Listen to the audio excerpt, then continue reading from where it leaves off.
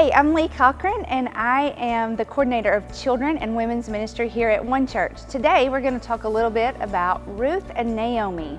In the days when judges ruled in Israel, a great famine fell upon the land. In search of survival, a man took his family to Moab. Eventually, the man and his sons died, leaving his wife Naomi and their two daughters-in-law, Naomi and Orpah, without protection and without provision.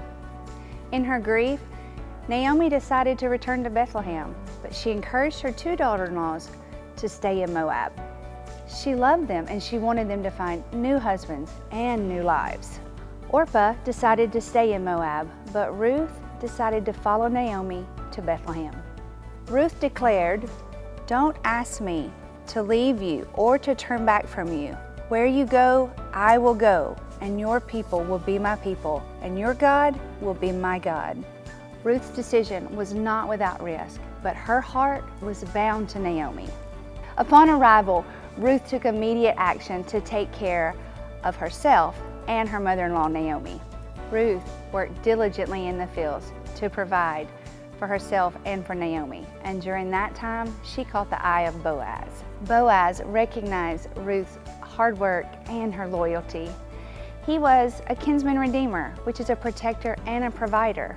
Boaz showed Ruth great compassion, making sure she had enough to eat and that she was protected. Eventually, they got married, and that brought hope for Ruth and Naomi, for their life together and for their protection and survival. Through Ruth's loyalty and love, God was weaving a beautiful picture of redemption. Boaz and Ruth eventually welcomed a son. His name was Obed. And through this beautiful story, they became a part of the lineage of Jesus. In their lives, Ruth and Boaz, although their lives were ordinary, they really demonstrated an extraordinary love and loyalty to God. And it shows us that God rewards those that remain faithful to Him.